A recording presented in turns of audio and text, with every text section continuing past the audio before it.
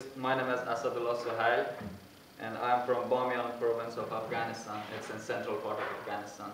I'm not sure if you heard of it at all. I've been studying in US since 2007. In 2007, I was one of the 40 exchange students who came to study in US through 1 year youth exchange and study scholarship. I lived with a wonderful host family in Bennington, Vermont, and I went to Mount Anthony Union High School.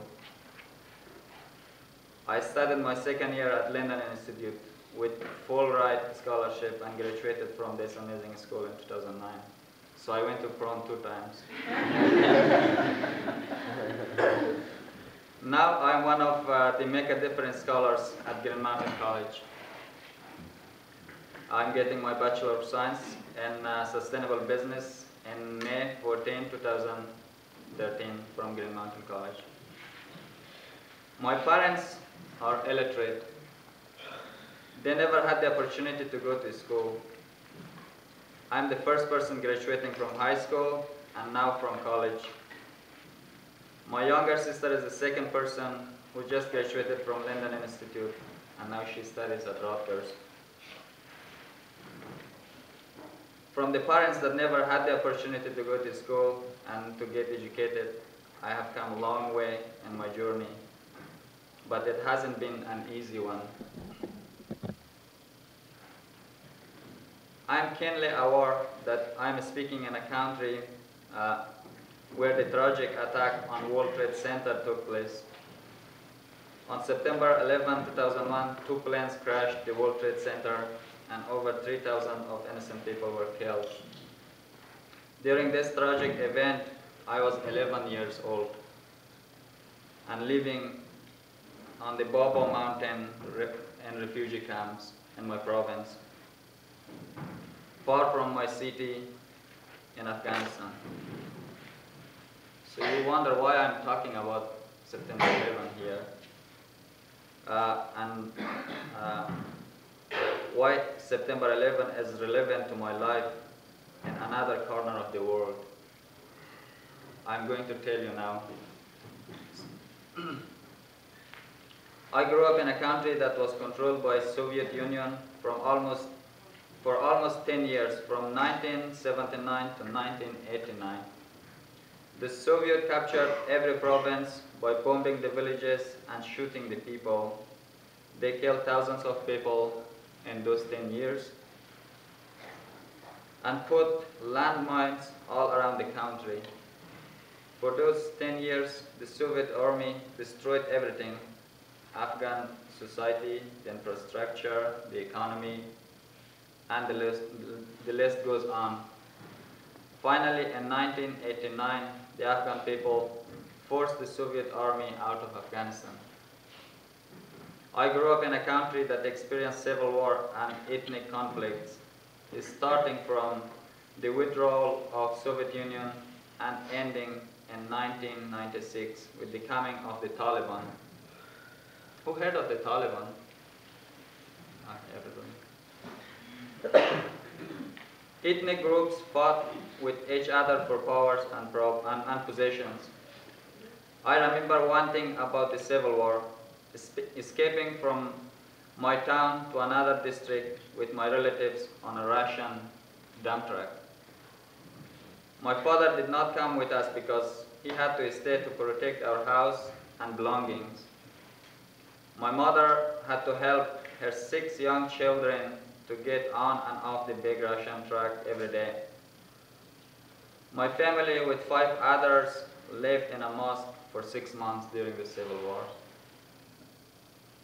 In the middle of the Civil War, the Taliban came to Afghanistan.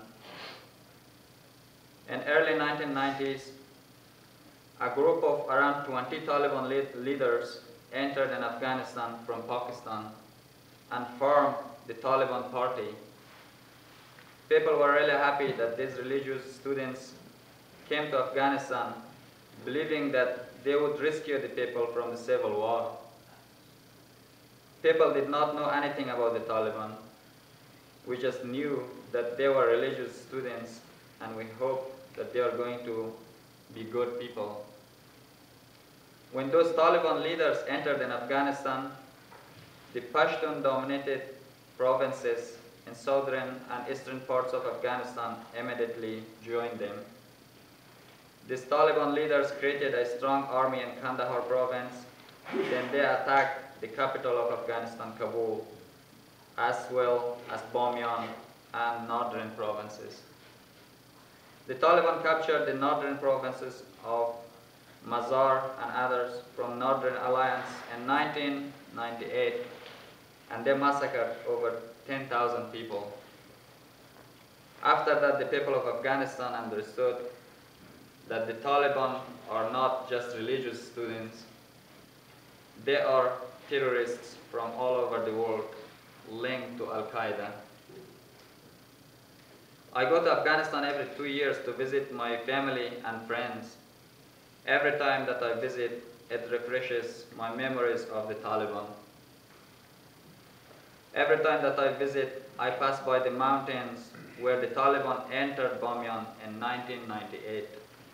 When I was a child, there was a battle between the Taliban and the people on those mountains. One night, the Taliban started attacking hard and they captured my province, Bamyan. Those days, most of people did not have cars, so they did not take anything from their houses, just their children, oil lamps to see their path, clothes and some food, carrying it on their head or on their back. People started escaping toward Baba mountain range, which was the only way for people to escape. The mountain roads were full of people with oil lamps running in the dark. The Taliban captured my city. The Taliban captured around 800 of those people who were going slow and those who did not escape, and massacred all of them. It was winter and the mountains were full of the snow. A lot of children and old people died on the mountains those nights. The snow was deep and it was hard to walk. Besides that, the Taliban were shooting with anti-aircraft guns from the valley at the bottom of the mountains. Refugees settled in the mosques in rural areas far from Bamyan center, so the Taliban don't catch them. All the mosques were completely full in the safe areas. The Taliban followed people to other districts of Bamyan like Yakaulang and Punjab. They followed the people and captured Yakaulang districts as well. The Taliban and Al-Qaeda massacred over 300 people in Yakaulang districts of Bamyan on January 9, 2001. My uncle was one of them. There are 8 children left behind him with no support whatsoever. The massacre was not enough for the Taliban, so they decided to burn all the houses, the schools, mosques, and the market. My other uncle sold his beautiful house in Kabul, capital of Afghanistan, to start a grocery shop to feed his family, but the Taliban burned the shop with everything in it. These massacres and destructions happened 8 months before Al-Qaeda attacked the World Trade Center in September 11.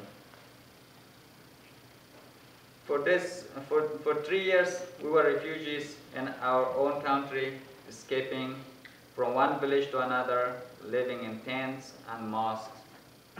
We did not have any rights. We did not have the right of education or to live in our home, in our province, and in our country. If we did not escape from our home, the Taliban would have killed us, just like they killed my uncle and neighbors.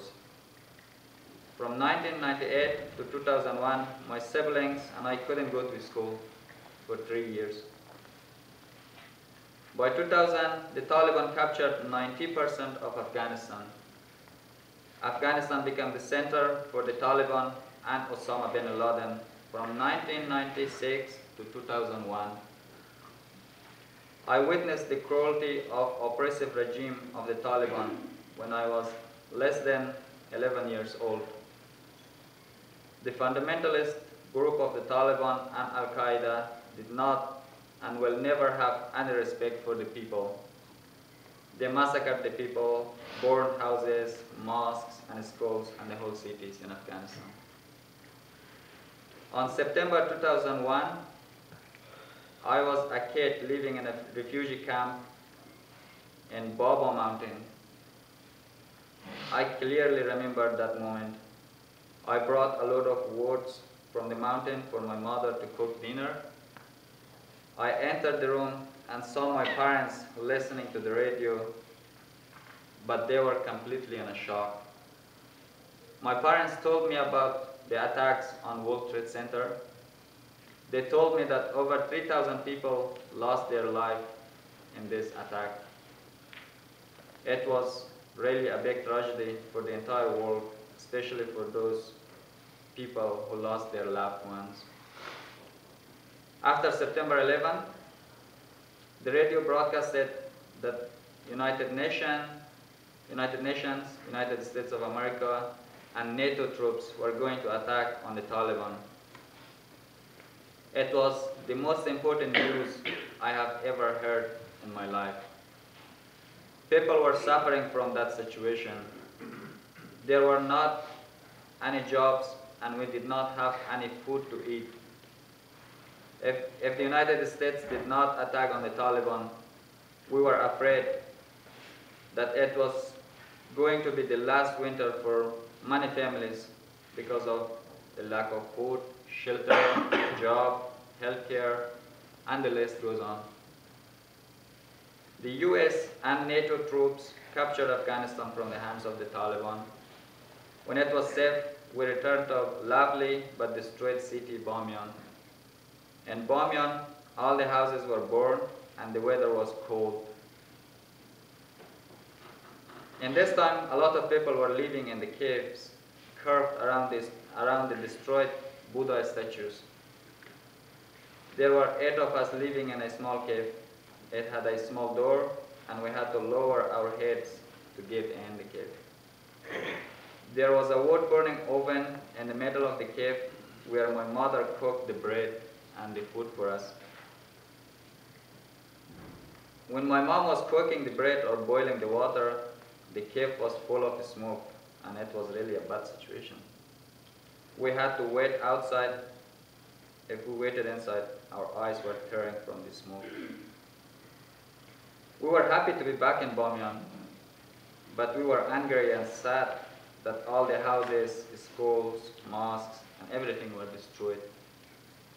We could not see anything in the entire Bamyan city except dead bodies, burned houses, and dust.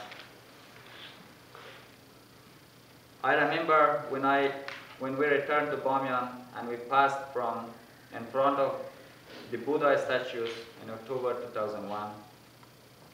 The Buddhas were destroyed and just the empty caves remained. I was really sad and angry. The Taliban killed the people, burned the houses. Why did they destroy the Buddha statues in Bamyan? Have you heard of the 2 tallest Buddha statues in the world? They were located in my province in Afghanistan, and they were 15 centuries old, and the Taliban destroyed them in 2001. Around 15 centuries ago, Buddhism blossomed in peaceful Bamyan Valley. Bamyan became the center of art and pilgrimage, and that's why the 2 giant Buddha statues were literally carved in the hillside of my city. The 2 giant Buddha statues stood strongly to protect the history of civilization and to overlook the beautiful town of Bamyan for hundreds of years. But an oppressive, violent, brutal, and ignorant group of non-humans called the Taliban captured Bamyan and destroyed the Buddha statues in March of 2001, 6 months before they attacked the World Trade Center in New York City. Thousands of tourists visited these statues every year. Now they are gone. This coming summer, I'll visit Bamyan. the land of sorrow and pain, but at the same time, it's beautiful. The history of my city is intertwined with September 11, 2001, and the terrorist attacks on the World Trade Center that killed over 3,000 innocent people. This tragic attack woke up the whole world from a long sleep. The world was forced to know that Al-Qaeda and the Taliban killed tens of thousands of Afghans, including the Hazara and Tajik people in Afghanistan. The Taliban and terrorists stole and took beloved husbands from beautiful wives, sons from mothers, fathers from children in Afghanistan and the US. There are hundreds of thousands of widows, orphans, and disabled people in Afghanistan. But there is still hope. It's not too late. I'm glad US and the rest of the world took action against the Taliban and the terrorists. Now life is improving a lot since 2001 in Afghanistan. It's not improving the way that people expected, but still people are thankful of the US and international community. Even with the presence of international community, people are still facing heartbreaking problems every day.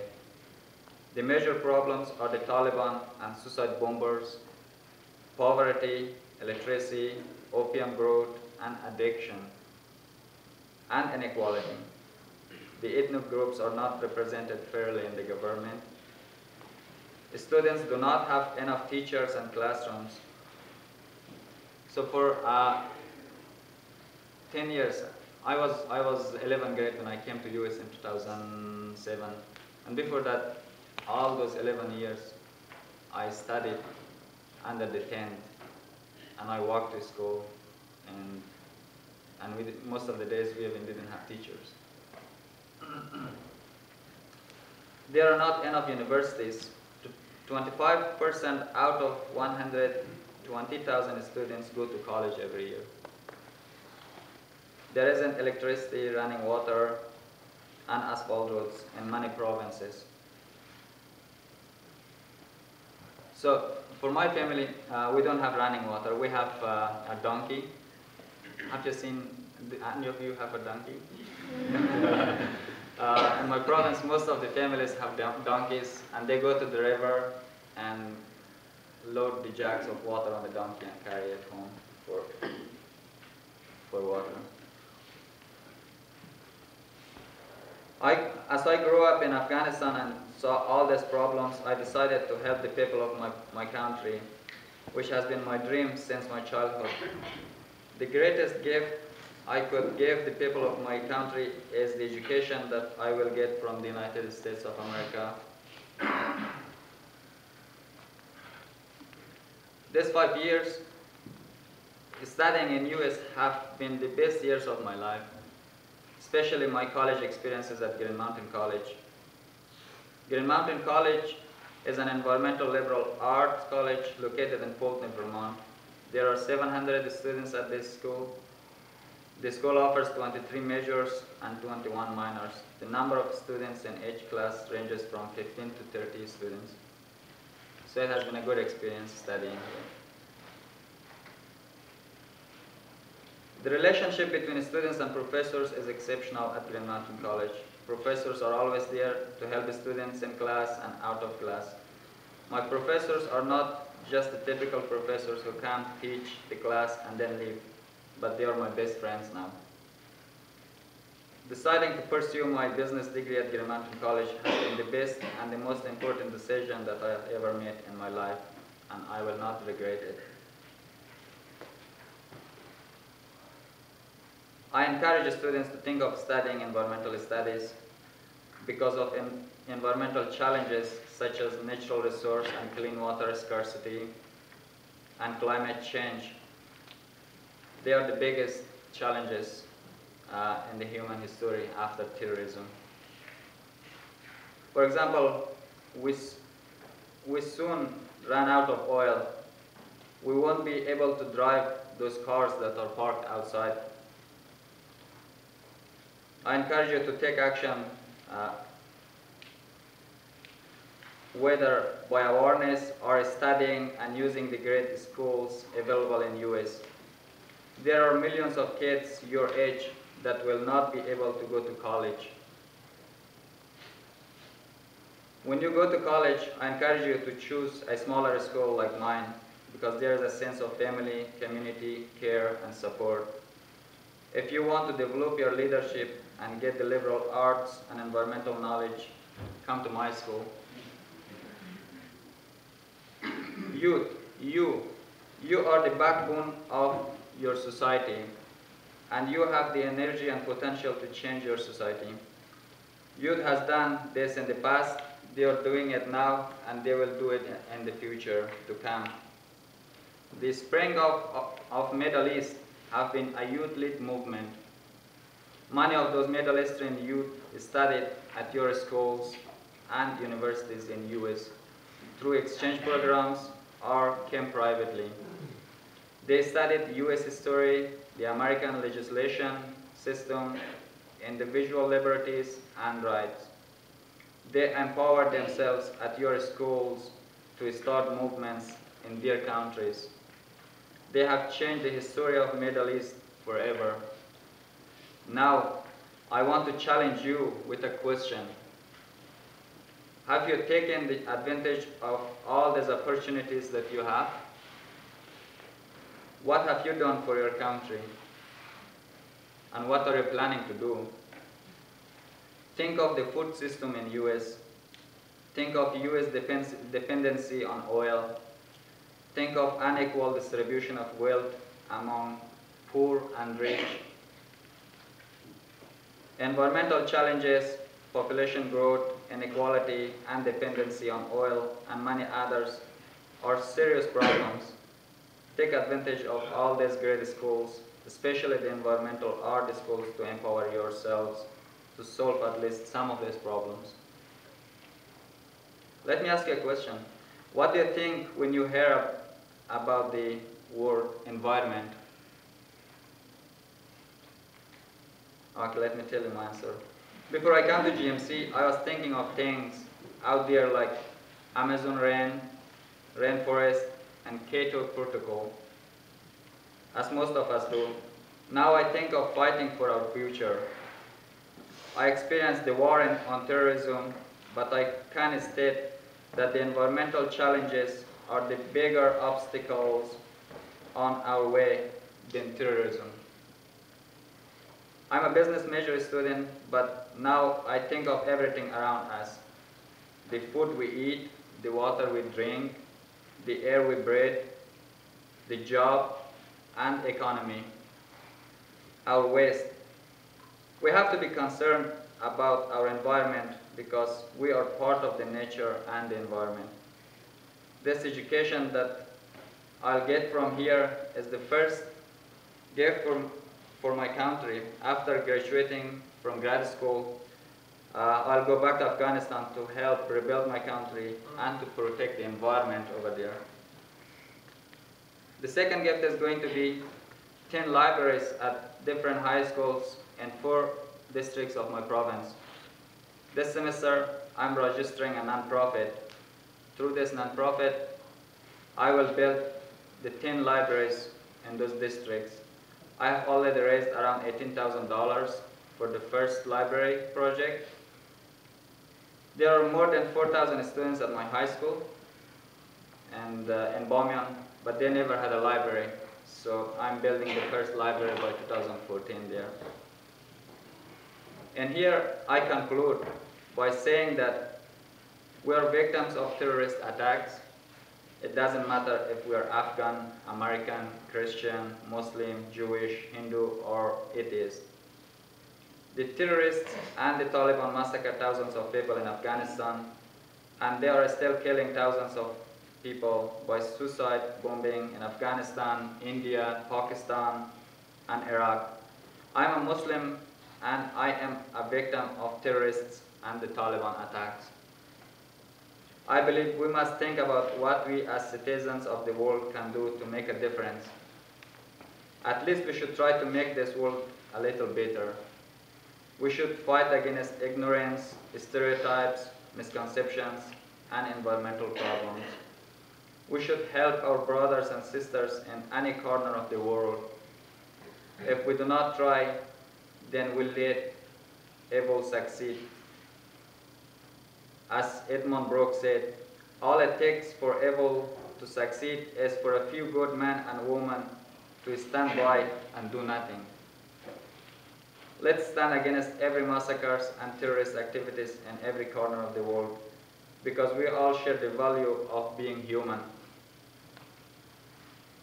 It doesn't matter if we are American, Afghan, or Christian, or Muslim. We all stand for love, brotherhood, and compassion. Thank you.